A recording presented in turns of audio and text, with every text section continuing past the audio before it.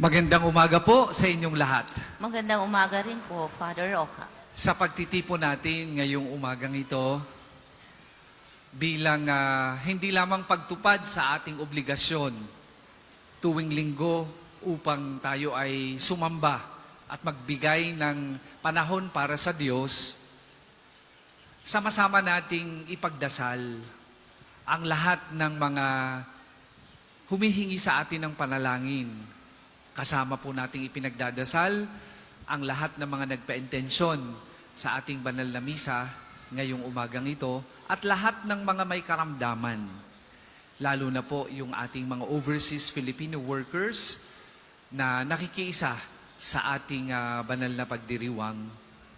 At yung mga humihingi sa atin ng panalangin, ating mga kaibigan, ating mga mahal sa buhay, ating mga kakilala, at lalo't higit ating ipagdasal ang mga pari at mga obispo ng simbahan upang palakasin ng Diyos sa maraming beses na kanilang pagkagutom sa pagkaing nagbibigay buhay upang makapagbigay lakas sa ating lahat nangangailangan ng kanilang paggabay at pagtuturo bilang mga tagasunod ng ating Panginoong Jesus. Simulan po natin ang pagdiriwang sa ngalan ng Ama at ng Anak at ng Espiritu Santo. Amen. Sumainyo ang Panginoon. At sumainyo rin.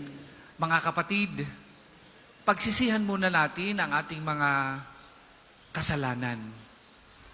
Lalo na yung maraming beses na mas pinili natin ang gumawa ng mali kaysa sa Diyos. Bunga ng ating kahinaan.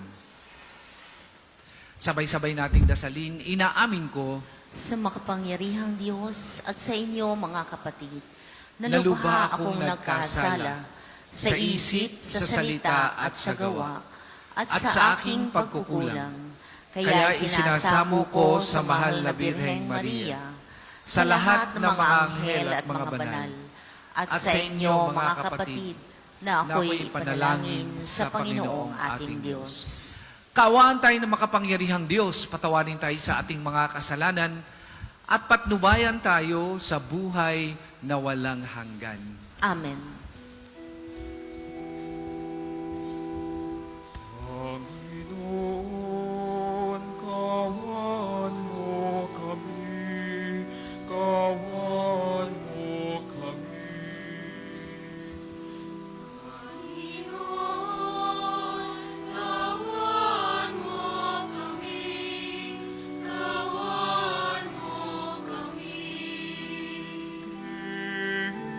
Kristo,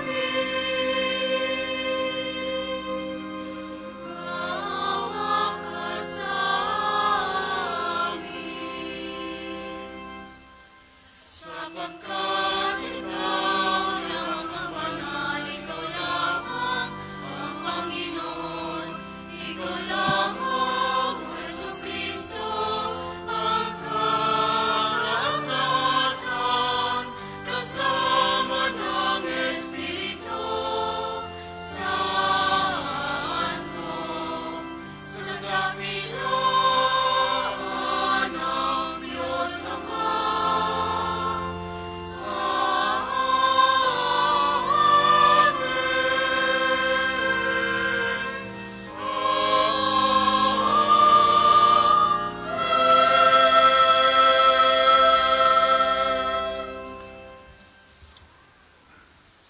Manalangin tayo. Ama naming makapangyarihan, lakas loob ka naming tinatawagan sa ngalan mo, Ama naming banal. Sa kalooban namin ay panahanin mong lubos ang iyong espiritong sa aming kumukupkop, upang sa lupaing ipinangako kami makapasok sa pamamagitan ni Jesucristo kasama ng Espiritu Santo magpasawalang hanggan. Amen. Magsiupo ka.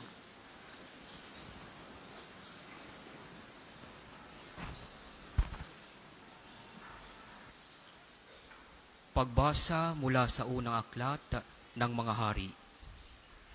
Noong mga araw na iyon, si Elias ay mag-isang pumunta sa ilang.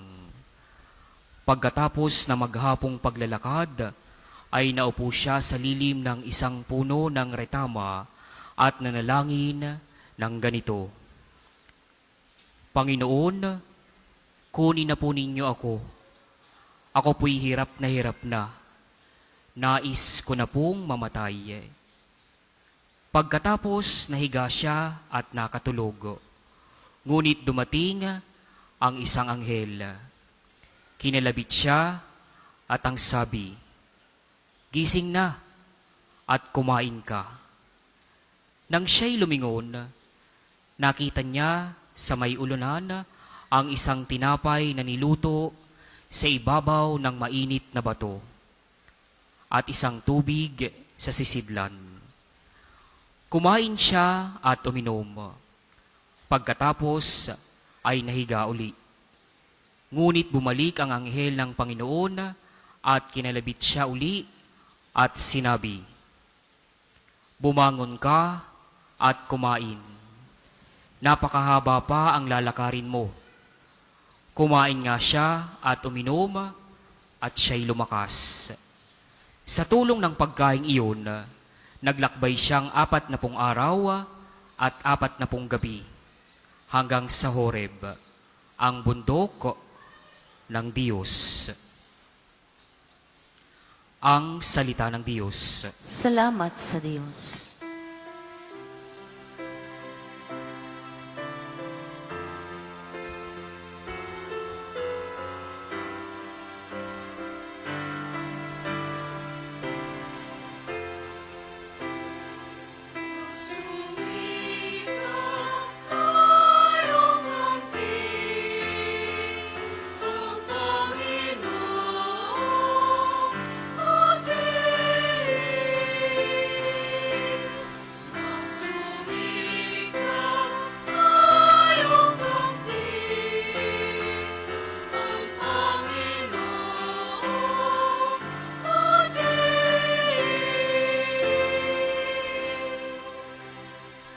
Panginooy aking laging pupurihin. Sa pasasalamat, di ako titigil. Aking pupurihin kanyang mga gawa, kayong naaapi, makinig, matuwa.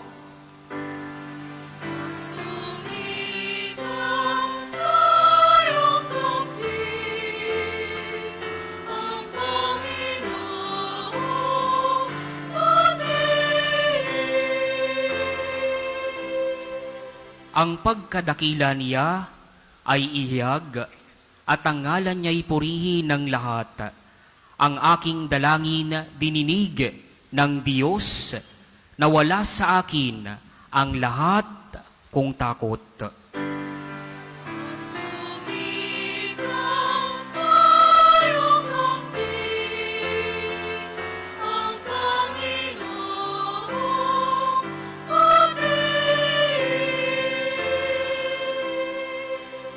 Nagalak ang aping umasa sa kanya, pagkat di nabigo ang pag-asa nila.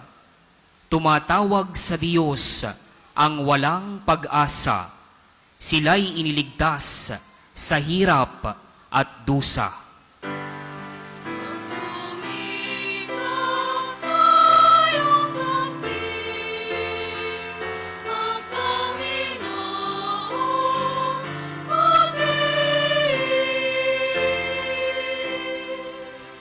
Anghel yaong bantay sa may takot sa Diyos.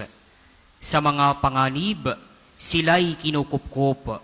Ang galing ng puon, hanaping masikap. Yaong nagtiwala sa kanya't naligtas, ay maituturing na taong mapalad.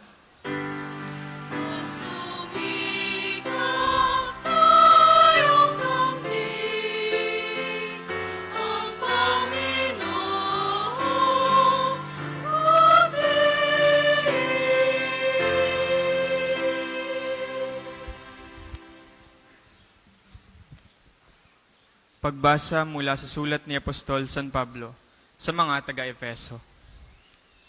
Mga kapatid, huwag ninyong dulutan ang pighati ang Espiritu Santo, sapagkat ito ang tatak ng Diyos sa inyo. Ang katibayan ng inyong katubusan pagdating ng takdang araw. Alisin na ninyo ang lahat ng sama ng loob, galit at poot. Huwag na kayong mambubulyaw, manlalait at mananakit ng damdamin ng kapwa.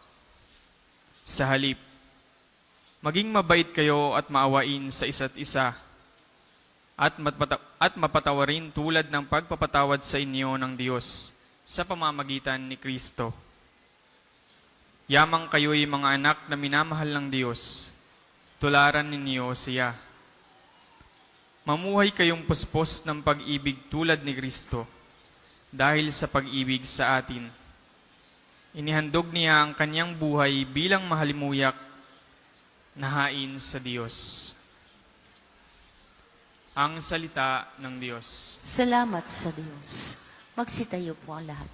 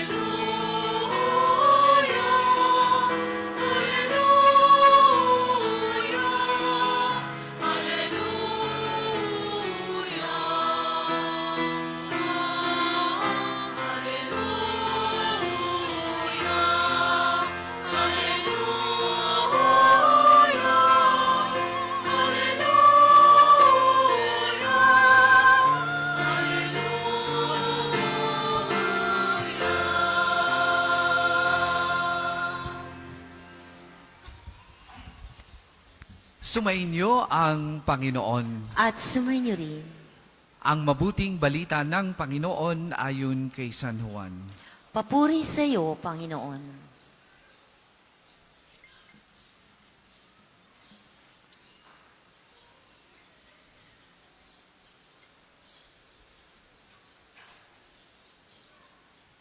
Noong panahong yon, nagbulong-bulungan ng mga Hudyo dahil sa sinabi ni Jesus, "Ako ang pagkaing bumaba sa langit."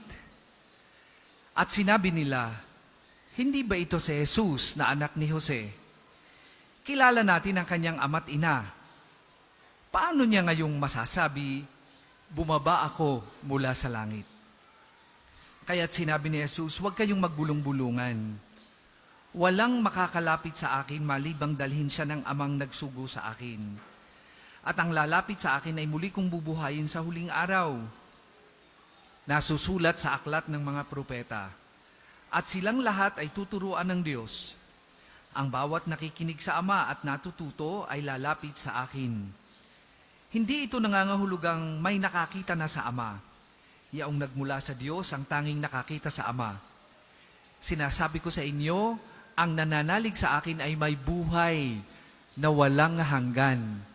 Ako ang pagkaing nagbibigay buhay. Kumain ng mana ang inyong mga ninuno nang sila'y nasa ilang, gayon may namatay sila.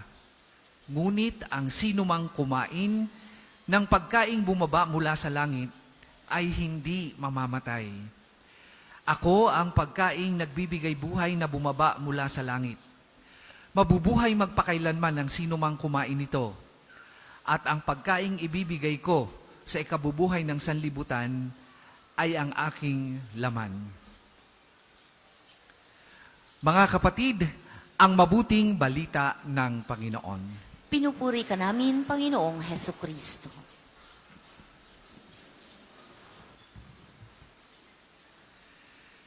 Magandang umaga pong muli sa inyong lahat.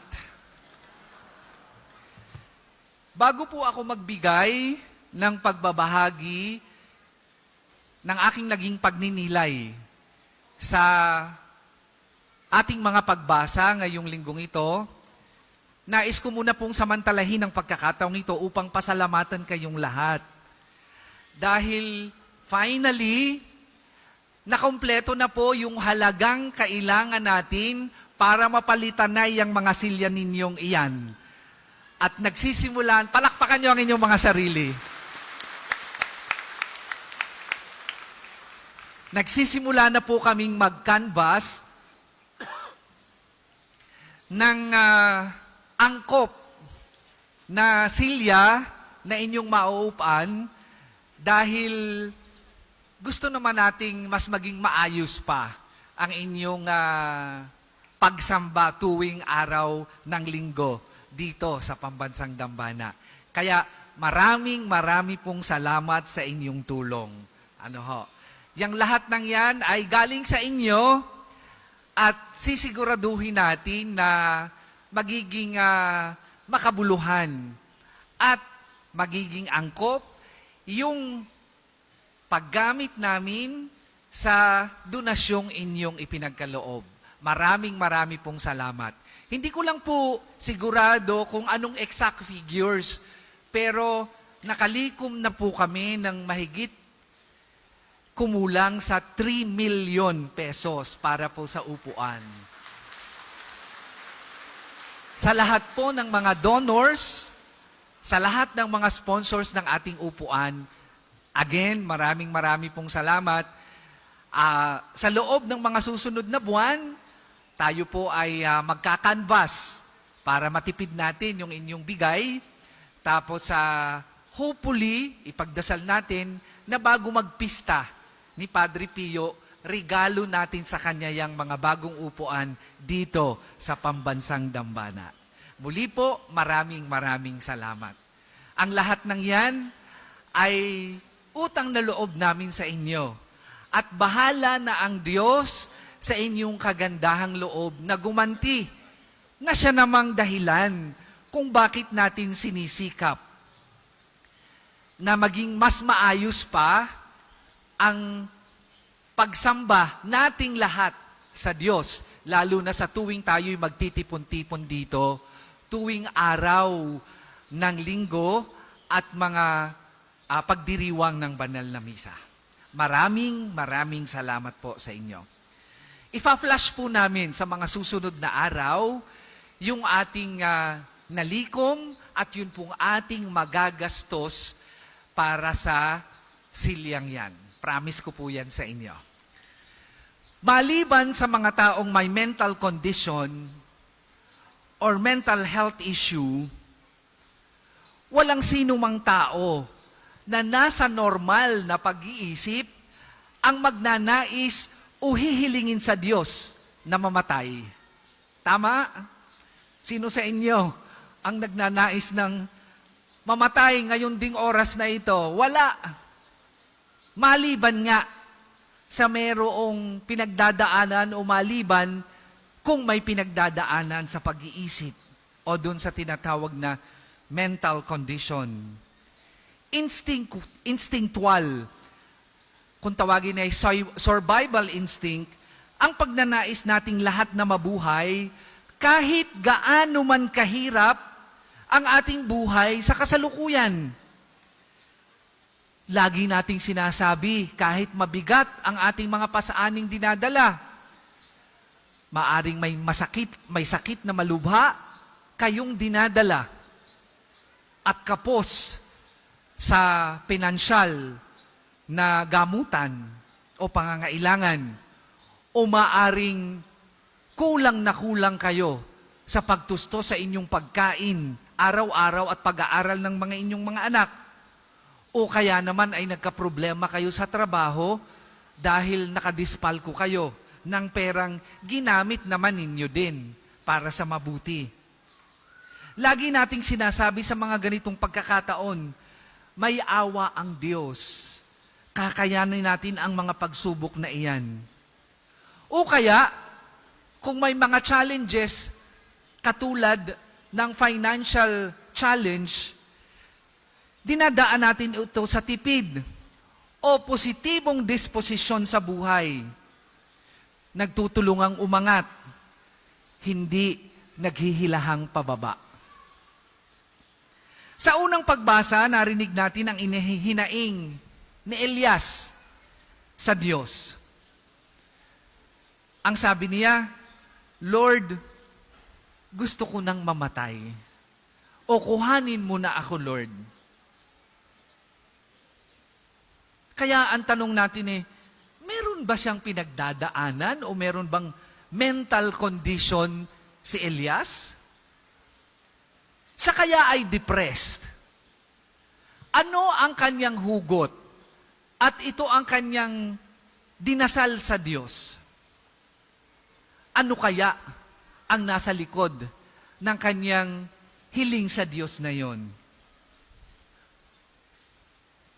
For one thing, hindi natin kayang alamin kung ano ang kanyang pinagdadaanan o nasa likod ng kanyang hiling na yon sa Panginoon.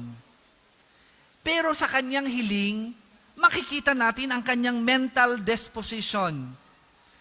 At the time that he uttered these words, Lord, kunin mo na ako.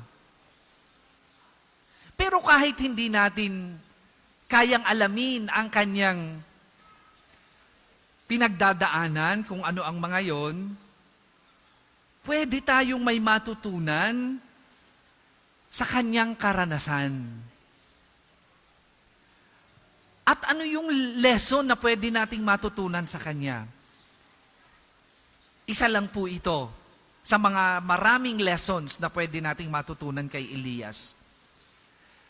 At ito po yun, hindi pala guarantee na kapag ikaw ay pinili ng Diyos, hindi ka na makakaranas ng mga pagsubok sa buhay.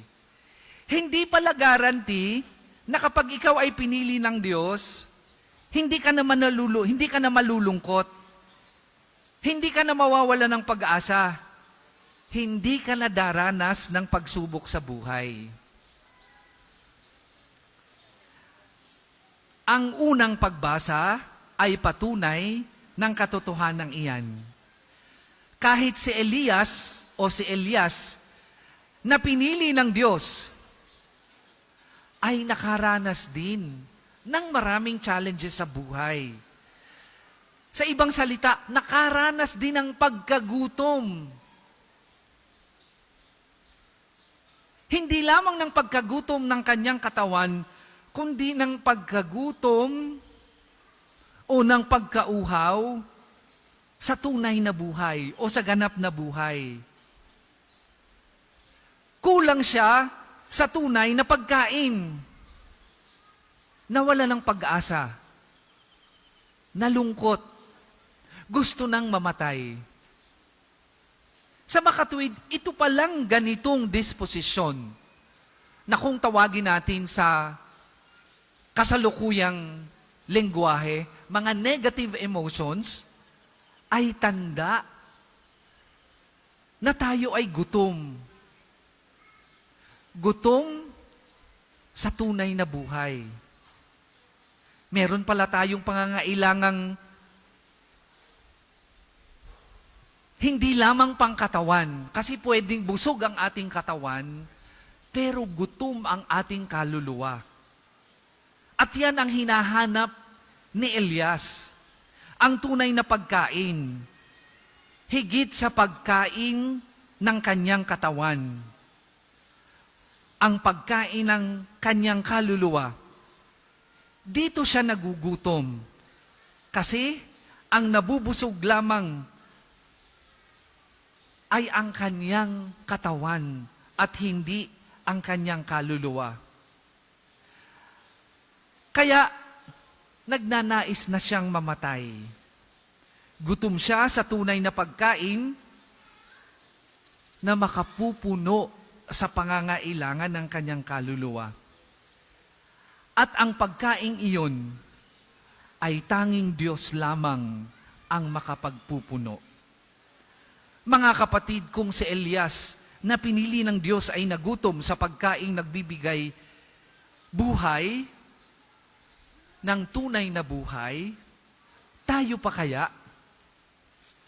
Pinili din tayo ng Diyos sa pamamagitan ng binyag.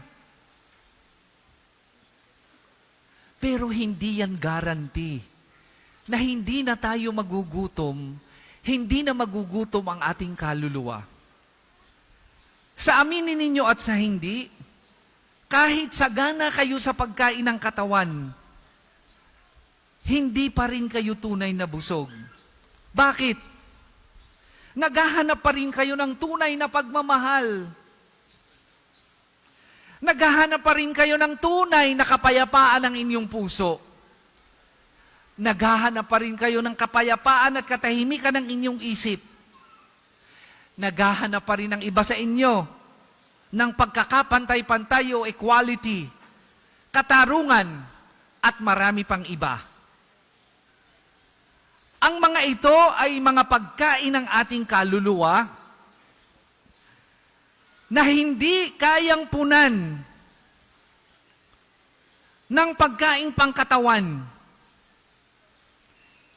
Hindi kayang punan ng crispy pata, bulalo, lomi, pasta, pizza, paella at marami pang iba na alam ko na pagkatapos ng banal na misang ito ay hahanapin ninyo kasi gutom na kayo. Ang gutom naman ng inyong puso at ng inyong kaluluwa, kahit mabusog kayo mamaya pagkatapos dito, dumaan kayo dyan sa mga local restaurant dyan, dumaan kayo sa mga department store dyan sa tabi ng, o within the city of Santo Tomas, pagka ang inyong puso ay kulang sa pagmamahal, hahanapin nyo pa rin yan. Pagka ang inyong isip ay kulang sa kapayapaan, tulala pa rin kayo pagdating sa inyong bahay. Pagka ang inyong puso ay puno ng sakit at hinanakit dahil sa pagtataksil o kawalang katapatan ng inyong mahal sa buhay, ng inyong pinakasalan, hindi yan kayang punin o punan ng mga kinain ninyo, ng inyong katawan.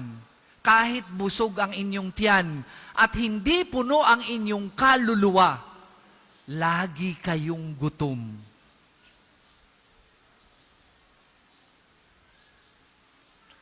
At tanging Diyos lamang ang makapupuno ng mga ito na higit na kailangan ng ating pagkatao. Kapag puno ang ating kaluluwa, pag puno ang ating puso at isip ng pagkain kailangan natin, kahit gutom ang ating tiyan, maayos ang ating kalooban. Sa pagkaing iyan tayo inaanyayahan ng ating ikatlong pagbasa. Tanging si Jesus lamang ang pagkaing kayang magpuno ng ating pagkatugutong pangkaluluwa.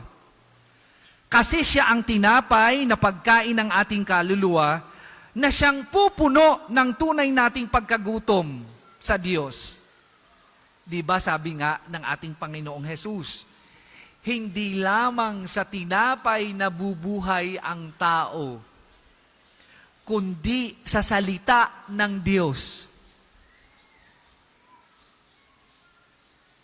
Sa ganitong diwa, mga kapatid, may iniaalok sa ating pagkain ngayong umagang ito na siyang pupuno ng pagkagutom ng ating kaluluwa.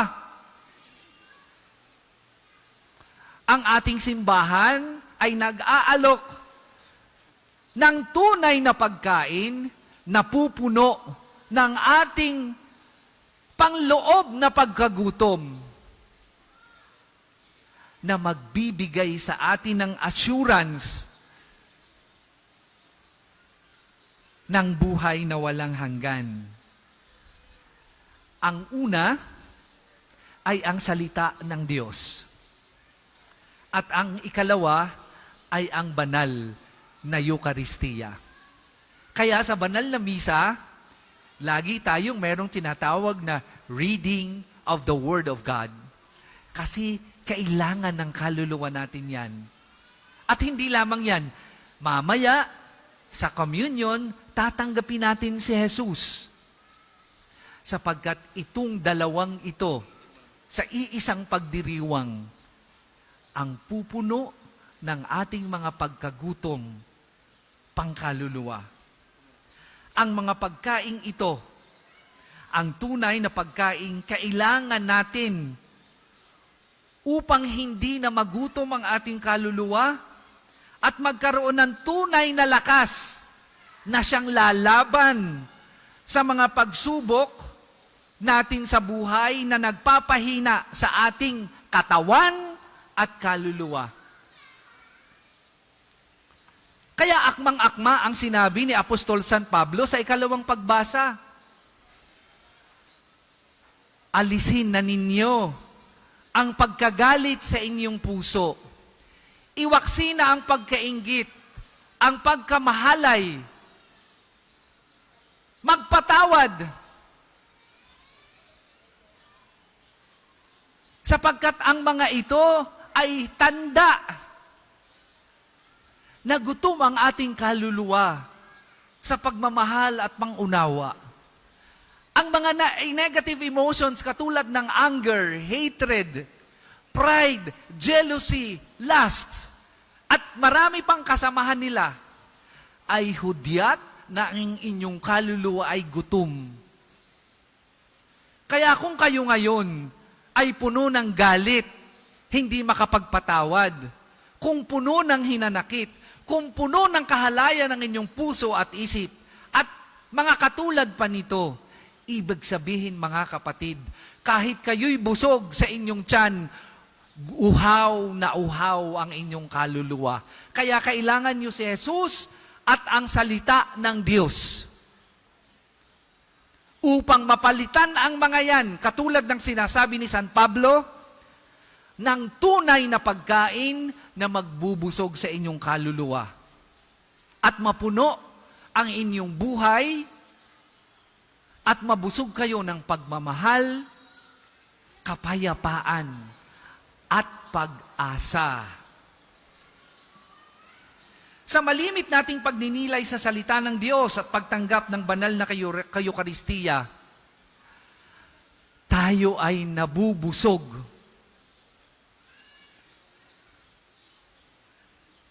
Ito ang ating kadluan sa oras na tayo ay gutom at uhaw sa mga bagay na pagkain ng ating kaluluwa. Uulitin ko po, mga kapatid, hindi garantiya ang ating binyag upang maging stress-proof ang ating buhay sa maraming hamon na nakapaloob dito.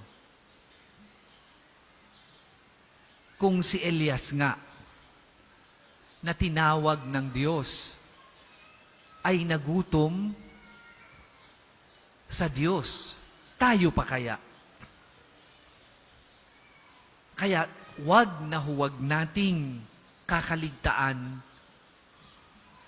na laging kumain ng tinapay na nagbibigay ng tunay na buhay at palakasin, makinig, magnilay sa salita ng Diyos upang lagi tayong busog sa pagkain ng ating kaluluwa na siyang kailangan natin sa buhay o sa araw-araw na buhay. Bilang tinawag ng ating Panginoong Hesus, tatandaan natin na hindi lamang tayo dapat mabusog sa pagkain ng ating katawan.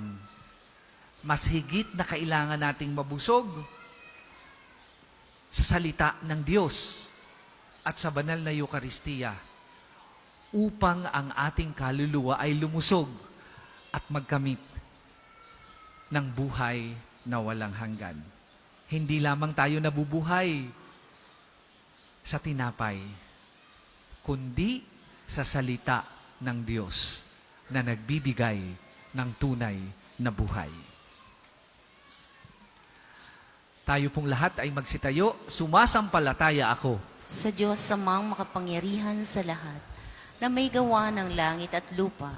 Sumasampalataya ako kay Hesukristo, iisang anak ng Diyos, Panginoon natin lahat. Nagkatawang tao siya lalang ng Espiritu Santo, pinanganak ni Santa Mariang Birhen, pinagpakasakit ni Poncio Pilato, ipinako sa krus, namatay, inilibing, nanaog sa kinaroroonan ng mga yumao, nang may 3 araw na buhay na mag-uli, umakyat sa langit, naluklok sa kanan ng Diyos, amang makapangyarihan sa lahat. Doon, magmumulang paririto at hukom sa nangabubuhay at nangamatay na tao. Sumasampalataya naman ako sa Diyos Espiritu Santo, sa banal na simbahang katolika, sa kapatawaran ng mga kasalanan, sa pagkabuhay na mag-uli ng nangamatay na tao, at sa buhay na walang hanggan. Amen. Mga kapatid, lumapit tayo sa Diyos na ating Ama na magkaloob sa atin ng buhay at ng pananampalatayang nagpapalakas sa buong nating katauhan. Buong pananampalataya na hingi natin ang kanyang mga biyaya at pagpapala. Sa bawat kahilingan natin pong itutugon, Panginoon, dinggin mo kami. Panginoon, dinggin mo kami. Upang kauhawan ng mga mananampalataya ang pagtanggap sa Panginoong Hesus, ang daan sa buhay na walang hanggan, at ito nawa ang maging buhay na tanda ng simbahang katolika ay nakatuon sa aral ni Kristo. Manalangin tayo. Panginoon, dinggin mo kami. Upang ipagkaloob ng Diyos na paghariin ang kaniyang kapangyarihan sa sanlibutan at mapawi nawa sa buhay ng sangkatauhan ang anumang hidwaan at kasakiman na humahadlang sa pag-iral ng katarungan at kapayapaan. Manalangin tayo. Panginoon, dinggin mo kami.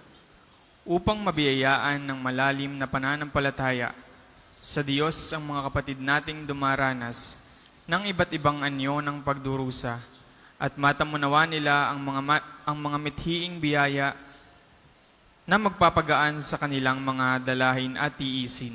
Manalangin tayo. Panginoon, dinggin mo kami. Upang gawin nating sentro sa ating mga tahanan ang pananampalataya natin sa Panginoong Hesus at pagsikapan nawa nating maging karapat-dapat sa tanggapin niya sa mga sakramentong nagbibigay ng kaligtasan. Manalangin tayo. Panginoon, dinggin mo kami. Amang butihin, maging mabunga nawa ang panalangin ito na inihain ng iyong sambayanan. Kalugdan mo nawa kaming pahatdan ng mga kinakailangan naming biyaya na maghahatid sa amin sa iyo sa pagitan ng Panginoong Hesukristo na bubuhay at naghaharing kasama mo at na Espiritu Santo magpasawalang hanggan. Amen. Para po sa mga maghahandog ng sobre, pakihulog na lamang po sa buslo.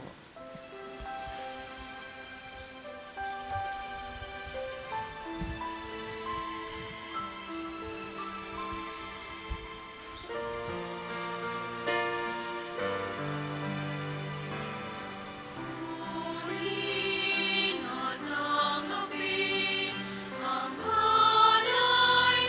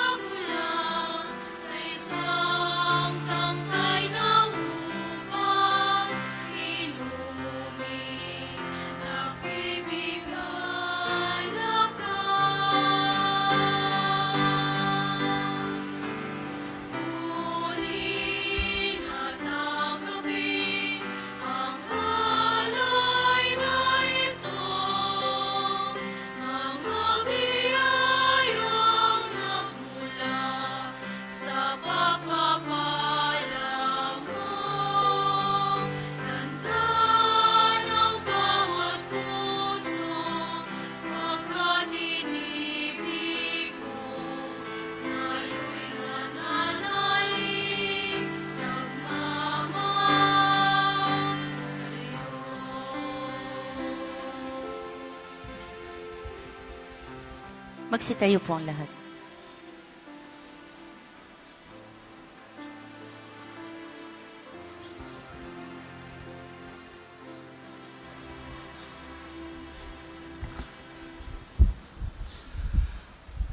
Manalangin kay mga kapatid upang ang paghahain natin ay kalugdan ng Diyos amang makapangyarihan. Tanggapin nawa ng Panginoon itong paghahain sa iyong mga kamay. Sa kapurihan niya at karangalan, sa ating kapakinabangan at sa buong sambayanan niyang banal. Ama naming mapagmahal, ang pakikinabang namin sa piging na banal ay magdulot nawa sa amin ng kaligtasan at magtanghal sa amin sa luningning ng iyong katapatan sa pamamagitan ni Jesucristo kasama ng Espiritu Santo magpasawalang hanggan. Amen. Sumainyo ang Panginoon. At sumainyo rin. Itaas sa Diyos ang inyong puso at diwa. Itinaas na namin sa Panginoon. Pasalamatan natin ang Panginoong ating Diyos. Marapat na siya ay pasalamatan. Ama naming makapangyarihan, tunay ngang marapat na ikaw ay aming pasalamatan sa pamamagitan ni Jesucristo na aming Panginoon. Siya ay naging kapwa naming maaasahan upang may mangunang umako sa pananagutan dahil hangad mong mabago ang kinamihis ng pagkakanya-kanya ng sangkatauhan. Bunga ng pagtitiis, siya ay nanaig at ang kamatayan ay kanyang nalupig. Kaya't siya ang aming daan para aming masapit ang iyong tapat at maaasahang pag-ibig. Kaya kaisa ng mga anghel na nagsisiawit ng papuri sa iyo, nang walang humpay sa kalangitan, kami nagbubunyi sa iyong kadakilaan.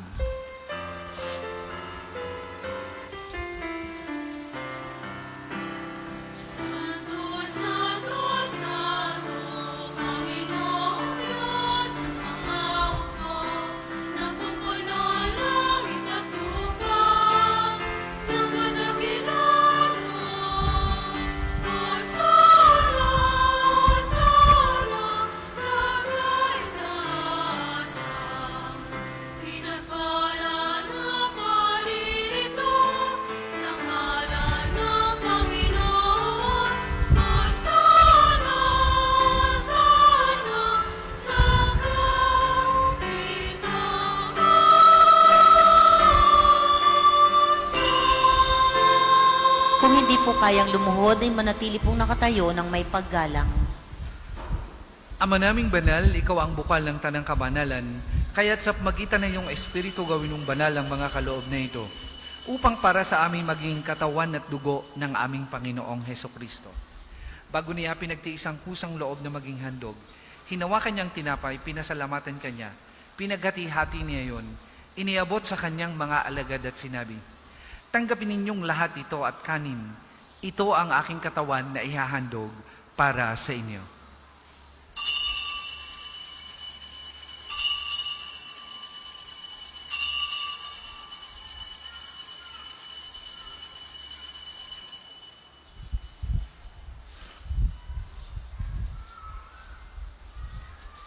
Gayun din naman nung matapos ang hapunan, hinawakan niyang kalis, muli kanyang pinasalamatan.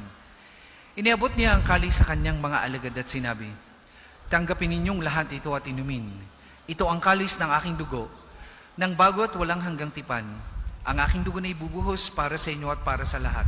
Sa ikapagpapatawad ng mga kasalanan, gawin ninyo ito sa pag-alaala sa akin.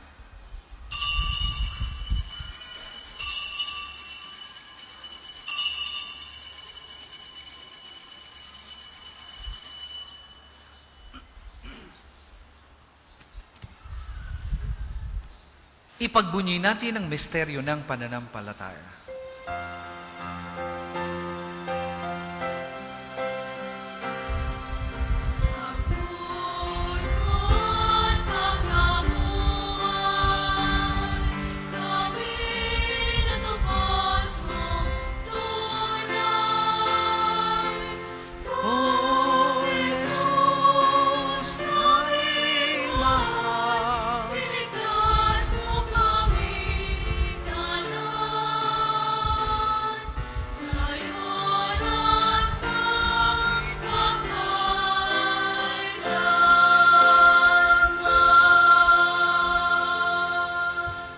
Ama, ginagawa namin yan ang pag-alaala sa pagkamatay at muling pagkabuhay ng iyong anak.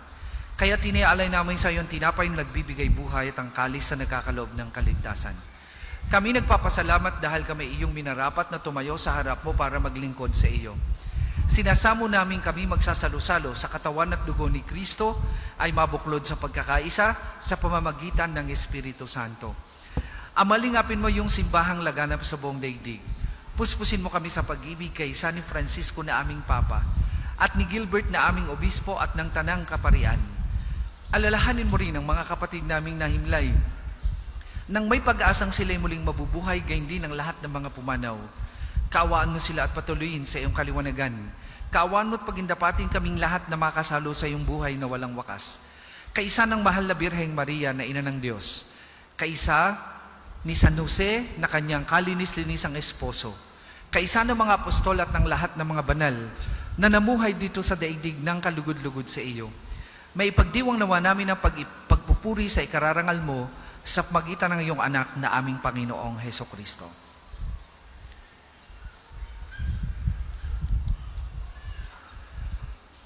Sa pamamagitan ni Kristo, kasama niya at sa Kanya, ang lahat ng parangal at papuri ay sa iyo. Diyos amang makapangyarihan, kasama ng Espiritu Santo, magpasawalang hanggan.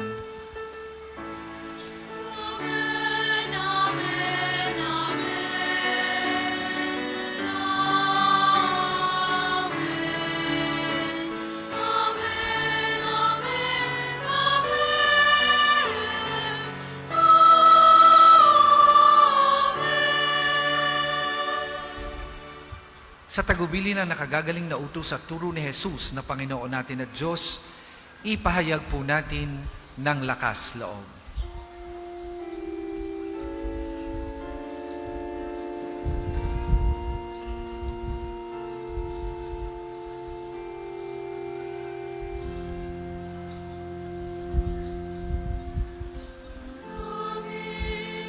Sumasalangit ka, sambahin ang ngalan mo.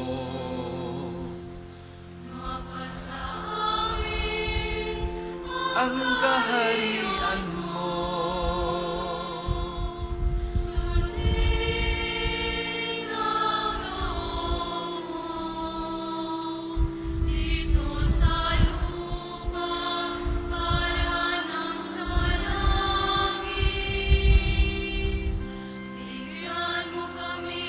Ngayon ang aming kakanin sa araw-araw.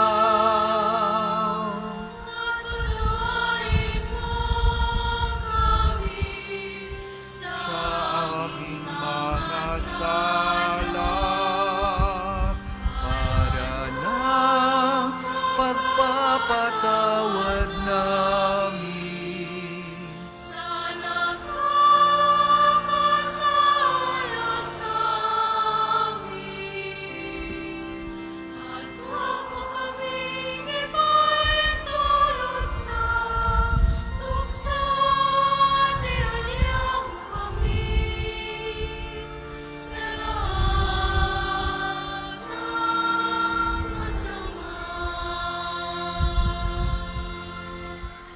Hinihiling namin kami adya sa lahat ng masama, pagkalooban ng kapayapaan araw-araw, iligtas sa kasalanan ni Teleo sa lahat ng kapahamakan, samantalang aming pinananabikan ang dakilang araw ng pagpapahayag ng tagapagligtas naming si Heso Kristo.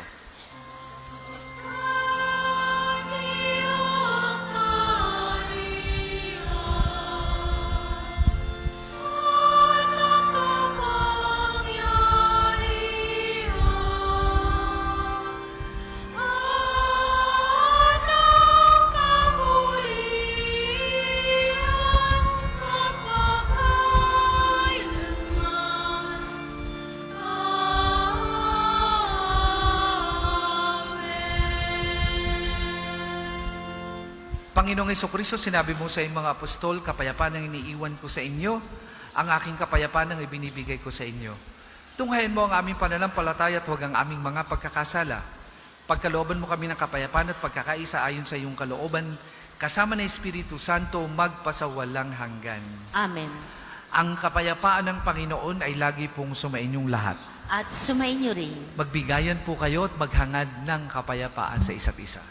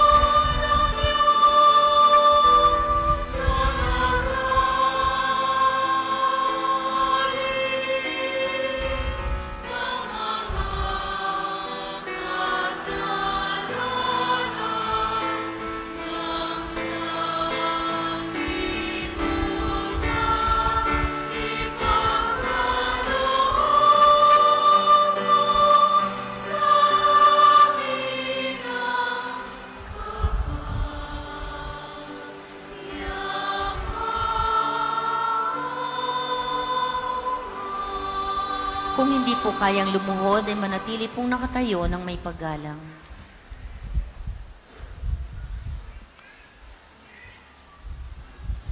Mga kapatid, ito ang kordero ng Diyos. Ito ang nag-aalis ng mga kasalanan ng sanlibutan. Mapalad ang mga inaanyayahan sa kanyang banal na piging. Panginoon, hindi ako karapat-dapat na magpatuloy sa iyo. Ngunit sa isang salita mo lamang ay gagaling na ako.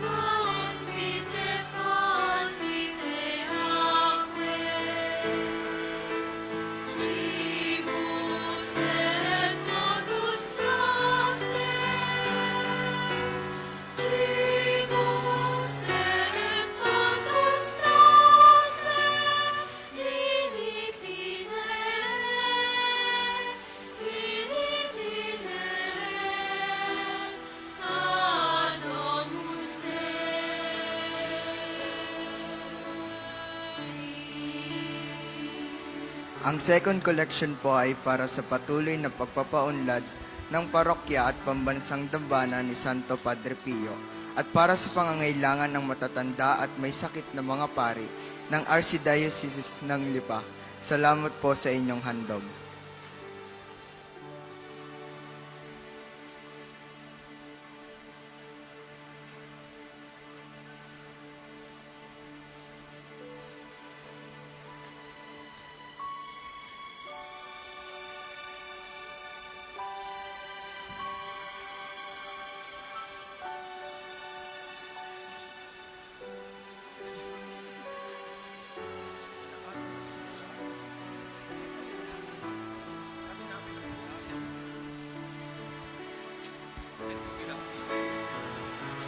Ikaw, Jesus, ang tinapay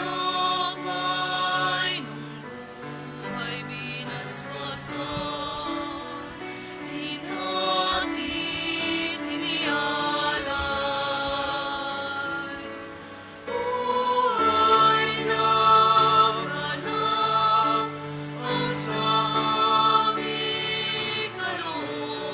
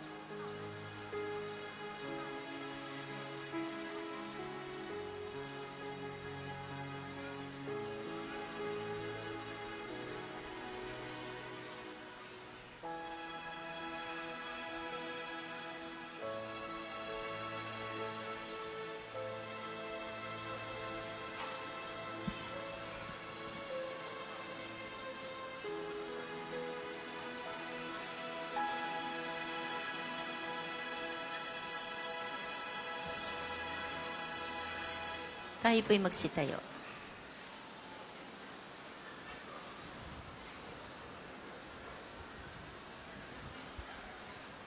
Manalangin tayo.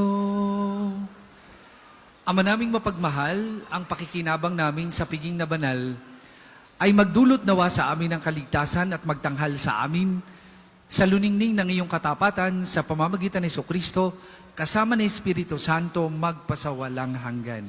Amen. Panalangin ng pagtitiwala kay Santo Padre Pio. Tayo pong lahat. Padre Pio, taga Pietrelcina, Mongheng Banal, pintakasing santo ng milenyong kasalukuyan. Gabay namin sa pagtahak sa landasing makalangit, takbuhan sa pangangailangan, huwaran ng pagtitiis. Sa iyo namin inilalapit aming mga kagipitan. Sa iyo po ibinibilin kalusugan at kabuhayan.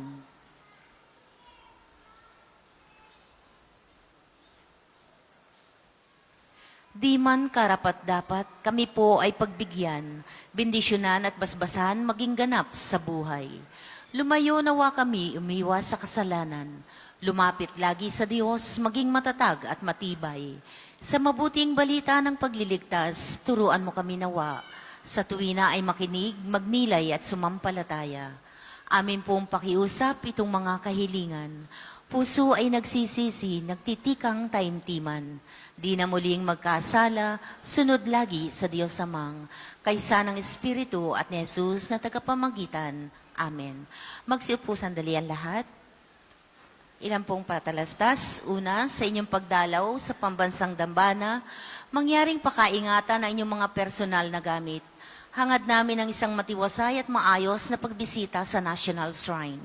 Kalawa, tanda ng katapatan at pagpapasalamat ng pambansang dambana sa inyong tulong at donasyon. Makikita niyo po sa ating screen ang total collections ng nagdaang linggo. Salamat po sa patuloy na kagandahang loob. Ikatlo, sa pagnanais nating palawakin ang dokumentasyon at datos ng mga pilgrims and devotees na bumibisita sa pambansang dambana, kami po ay nag-aanyaya sa inyong lahat na makilahok sa ginagawang pagkalap ng impormasyon na makatutulong sa pagpapaunlad ng ating turismong pangsimbahan. Makikisuyo po na kami na paki-scan ng QR code na inyong makikita sa paligid ng simbahan at pakikumpleto ng mga impormasyong kinakailangan. Makakaasa po kayo sa aming pag-iingat ng private information na inyong ibabahagi bilang pagsunod sa batas ng Data Privacy Act of 2012. Ang inyong pakikiisa ay malaking tulong at susi sa tagumpay ng proyektong ito. Ikaapat, mga kapiyo, sa darating na ika-9 ng Setyembre ay oordinahan bilang pari si Reverendo Jared Christian M. Aro at bilang diakono si Seminarista Joseph Randall R. Katigbak sa Basilika ni San Martin ng Tours sa Taal. Kung may nalalaman kayong posibleng maging hadlang sa kanilang pagtanggap ng banal na orden, maaari kayong makipag-ugnayan sa tanggapan ng Archdiocese ng Lipa o sa opisina ng Pambansang Dambana ni Santo Padre Pio. Maraming salamat po. Ang susunod pong misa ay sa ganap na 11 ng umaga. Maraming salamat po at mangyaring panatilihin natin ang kalinisan, katahimikan at diwa ng pananalangin sa loob at labas ng ating simbahan. Magsitayo na po ang lahat para sa pagbabasbas ng religious articles. Gusto ko din pong samantalahin ng pagkakataong ito para una, pasalamatan ang Archdiocese or Diocese of Penang under Cardinal Sebastian Francis sa isa pong matagumpay na naganap na promotion devotion sa kanyang diocese, ang Diocese of Penang. Tayo din po ay nagpapasalamat sa mga tumulong sa atin doon, yung mga diakono at mga Filipino devotees ni Padre Pio, lalo na po sa St. Michael Parish at doon din po sa St. Anne, Basilica of St. Anne. Maraming pong salamat, lalo na po dun sa ating mga overseas Filipino workers na nakasama natin bilang pagtugon sa ating paanyaya na maipromote ang devotion ni Santo Padre Pio sa Asia at lalo na po sa Malaysia.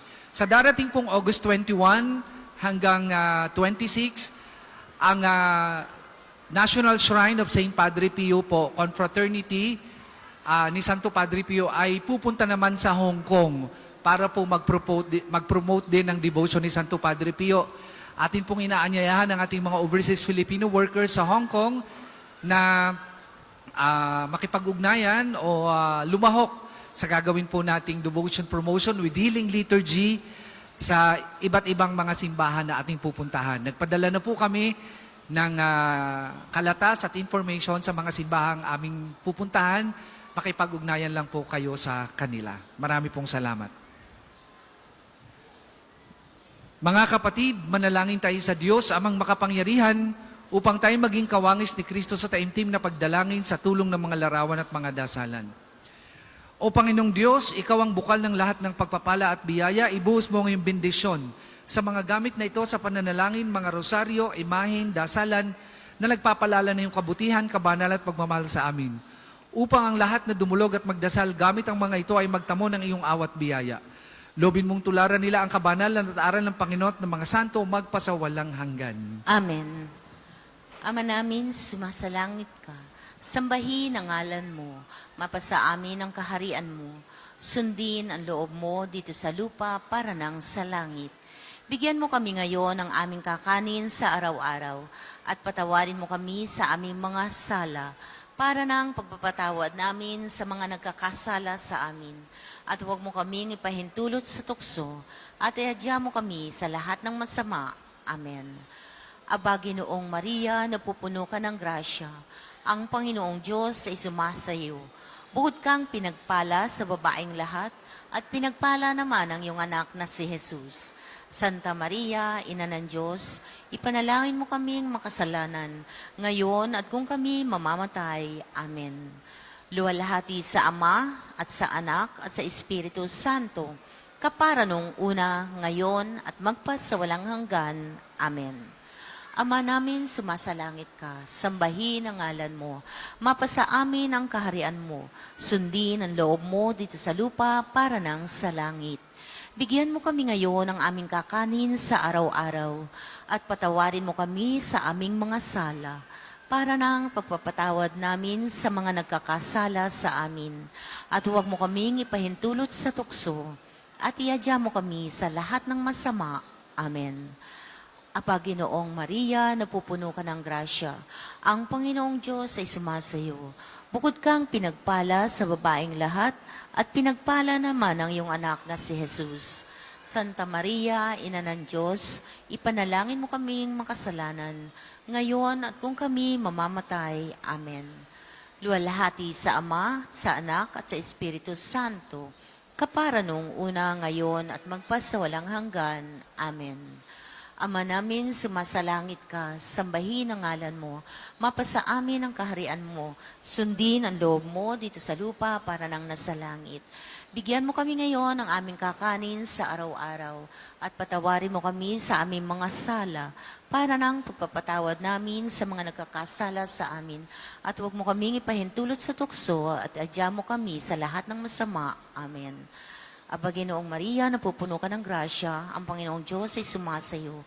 Bukod kang pinagpala sa babaeng lahat at pinagpala naman ang iyong anak na si Jesus. Santa Maria, Ina ng Diyos, ipanalangin mo kami makasalanan ngayon at kung kami mamamatay. Amen. Para po sa detalye ng Hong Kong Devotion Promotion sa August 21 to 26, pwede rin po kayong mag-message sa aming page, Parish and National Shrine of St. Padre Pio. Hanapin nyo lang po si Brother Anthony Awa na siya pong ating coordinator para sa devotion na yan. Marami pong salamat.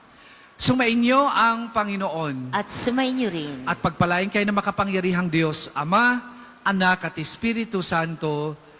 Tapos na po ang ating pagdiriwang, humayo kayong mapayapa. Salamat sa Diyos.